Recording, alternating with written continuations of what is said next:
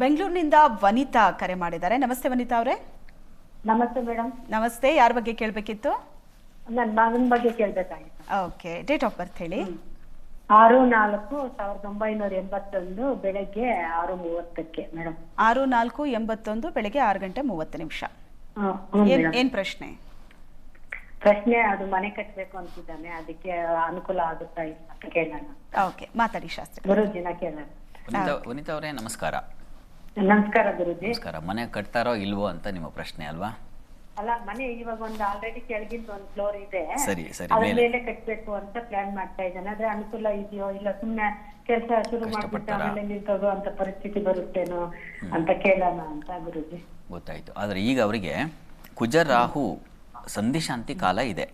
ಈಗ ಬೇಡ, ಯಾಕೆಂದರೆ ಈ ಸಂಧಿಶಾಂತಿ ಕಾಲದಲ್ಲಿ ಏನಾಗುತ್ತೆ, ಸ್ವಲ್ಪ ತೊಂದರೆಗಳು ಬಂದ್ಬಿಡುತ್ತೆ, ಮೈ ಮೇಲೆ ಎಳ್ಕೊಂಡ್ಬಿಡ್ತಕ್ಕಂಥದ್ದು, ಆಮೇಲೆ ಆ ಭಾರ ತಟ್ಕೊಳಕ್ಕಾಗಲ್ಲ, ಆ ರೀತಿಯಲ್ಲಿ ಆಗ್ಬಿಡುತ್ತೆ. 28 ಡಿಸೆಂಬರ್ವರೆಗೆ ಬೇಡ, ಆಮೇಲೆ ಪ್ರಯತ್ನ ಮಾಡಬಹುದು. 28 ಡಿಸೆಂಬರ್ ಆಮೇಲೆ ಅನುಕೂಲ ಸಾಧ್ಯತೆ ಇದೆ. ಹೀಗಾಗಿ 2028 ಡಿಸೆಂಬರ್ 2029 ಶುರುವಾಗೋವರೆಗೂ ಈ ಒಂದು ಸಾಹಸ ಈಗ ಬೇಡ ಅಂತ ಅನಿಸುತ್ತೆ. ಜಾತಕದ ಪ್ರಕಾರ, ಕಾಲದ ಪ್ರಕಾರ ಏನು ಹೇಳ್ತಾ ಇದೆ, ಸ್ವಲ್ಪ ದುರ್ಬಲತೆ ಹೇಳ್ತಾ ಇದೆ. ಹೀಗಾಗಿ ಸಾಹಸ ಬೇಡ. ಒಳ್ಳೆಯದಾಗಿ ಸಂಧಿಶಾಂತಿ ಮಾಡಿಸಿ, ಕುಜರಾಹು ಸಂಧಿಶಾಂತಿ ತಪ್ಪದೆ ಮಾಡಿಸಿ. ಅದು ಇವರಿಗೆ ಸ್ವಲ್ಪ ಆರೋಗ್ಯವನ್ನು, ಹಣಬಲವನ್ನು, ಕುಟುಂಬ ಬಲವನ್ನು, ಎಲ್ಲ ಬಲ ತಂದು ಕೊಡುತ್ತೆ. ಒಳ್ಳೆಯದಾಗಿ.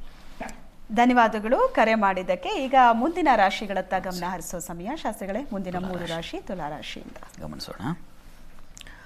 ತುಲಾರಾಶಿಯವರಿಗೆ ಧನಾಧಿಪತಿ ಕುಜ ಧನಸ್ಥಾನಕ್ಕೆ ಬಂದರೆ ಧನ ಸಮೃದ್ಧಿ ಅಲ್ವಾ. ಧನಾಧಿಪತಿ ಧನಸ್ಥಾನದಲ್ಲಿ ಇರಬೇಕು. ಆವಾಗ ಹಣಕಾಸು ಚೆನ್ನಾಗಿ ಓಡಾಡ್ತಾ ಇರುತ್ತೆ, ಜೇಬು ತುಂಬ ಹಣ ಇರುತ್ತೆ, ಬ್ಯಾಂಕ್ ಬ್ಯಾಲೆನ್ಸಲ್ಲಿ ಕಣ್ಣಿಗೆ ಕಾಣ್ತಾ ಇರುತ್ತೆ. ಆ ರೀತಿಯಲ್ಲಿ ಚೆನ್ನಾಗಿದೆ ಅಂತ. ಹೀಗಾಗಿ ವಾರದ ಆದಿಯಲ್ಲಿ ವೃತ್ತಿಯಲ್ಲಿ ಹೆಚ್ಚಿನ ಅನುಕೂಲ, ಪ್ರಯಾಣ ಬಂಧುಗಳಲ್ಲಿ ಸ್ವಲ್ಪ ಎಚ್ಚರವಾಗಿರಬೇಕು. ಅದಕ್ಕೆ ಕಾರಣ ರಾಹು ಜೊತೆಗೆ ಮಂದಿ ಸೇರಿರ್ತಕ್ಕಂಥದ್ದು ಅದೊಂದು. ಸಹೋದರರಲ್ಲಿ ಉತ್ತಮ ಬಾಂಧವ್ಯ ಚೆನ್ನಾಗಿರ್ತದೆ. ಬಹಳ ಮುಖ್ಯವಾಗಿ ಹಣಕಾಸಿನ ಸಮೃದ್ಧಿ ಚೆನ್ನಾಗಿರ್ತದೆ, ಕುಟುಂಬ ಬಲ ಚೆನ್ನಾಗಿರ್ತದೆ, ಕುಟುಂಬ ಸಹಕಾರ ಚೆನ್ನಾಗಿರ್ತದೆ ಕುಜನಿಂದಾಗಿ. ಮತ್ತು ಚಂದ್ರ ತೃತೀಯದಲ್ಲಿದ್ದರೆ ಸಹೋದರಲ್ಲಿ ಸಹಕಾರ, ಸೇವಕರು, ಸಹಾಯಕರಿಂದ ಹೆಚ್ಚಿನ ಅನುಕೂಲಗಳು ಉಂಟಾಗ್ತಕ್ಕಂಥದ್ದು. ಈ ರೀತಿಯ ಶುಭ ಫಲ ಕಾಣ್ತೀರಾ. ಕುಟುಂಬ ಸೌಖ್ಯ ಚೆನ್ನಾಗಿರುತ್ತದೆ. ಹೀಗಾಗಿ ವಾರದ ಆದಿಯಲ್ಲಿ ನಿಮ್ಮ ಪಾಲಿಗೆ ಏನಪ್ಪ ಅಂದರೆ ಹಣವನ್ನು ಕಾಣ್ತೀರಾ. ಅದೇ ನಿಮ್ಮ ಪಾಲಿಗೆ ಒಂದು ಮನಸ್ಸಿಗೆ ಹಿತವಾಗಿರ್ತಕ್ಕಂಥ. ಮತ್ತು ವಿದ್ಯಾರ್ಥಿಗಳಿಗೆ ತುಂಬ ಚೆನ್ನಾಗಿರುತ್ತದೆ.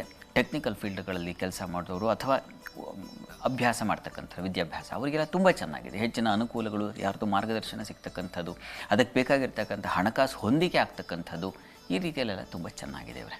ಇನ್ನು ವಾರಾಂತ್ಯದಲ್ಲಿ ಗಮನಿಸ್ಕೊಂಡ್ರೆ ತುಲಾರಾಶಿಯವರಿಗೆ ವಾರಾಂತ್ಯದಲ್ಲಿ ಹಣ ಆಹಾರ ವ್ಯತ್ಯಾಸ ಸ್ವಲ್ಪ ಮಟ್ಟಿಗೆ ಸಾಧ್ಯತೆ ಚೆನ್ನಾಗಿದೆ, ಇಲ್ಲ ಅಂತಲ್ಲ. ಮಾಂದ್ಯ ಸಂಚಾರದಿಂದಾಗಿ ಸ್ವಲ್ಪ ಏರುಪೇರುಗಳಾಗ್ಬಿಡ್ಬಹುದು ಆ ಹೊತ್ತಿನ ಕಾಲಕ್ಕದ ಅಷ್ಟೇ.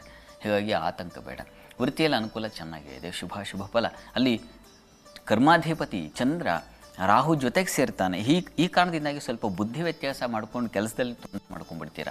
ಹೀಗಾಗಿ ಆತುರ ಮತ್ತು ತಪ್ಪು ನಿರ್ಣಯ, ಆತುರದಿಂದ ಏನಾಗುತ್ತೆ, ಕೆಲಸ ಹಾಳಾಗೋ ಸಾಧ್ಯತೆ ಜಾಸ್ತಿ ನೋಡಿ, ಅದು ಉಂಟಾಗುತ್ತೆ. ಬುದ್ಧಿಸ್ಥಾನದಲ್ಲಿ ರಾಹು ಚಂದ್ರ ಇದ್ದಾಗ ತಪ್ಪಾಗಿ ಕೆಲಸ ಮಾಡೋದು, ಮತ್ತು ಪುನಃ ಮಾಡಿದ ಕೆಲಸ ತಿರ್ಗಾ ಮಾಡ್ತಕ್ಕಂಥದ್ದು, ಈ ರೀತಿಯ ಒಂದು ಸಾಧ್ಯತೆ ಹೆಚ್ಚಾಗಿರುತ್ತದೆ.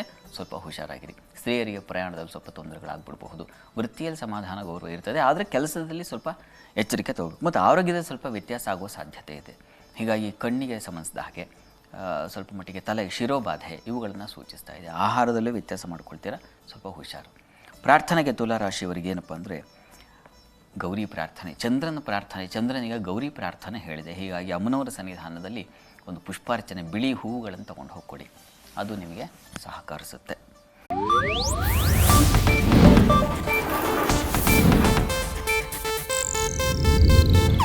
ಇದು ಏಷ್ಯಾನೆಟ್ ನ್ಯೂಸ್ ನೆಟ್ವರ್ಕ್ ಪ್ರಸ್ತುತಿ.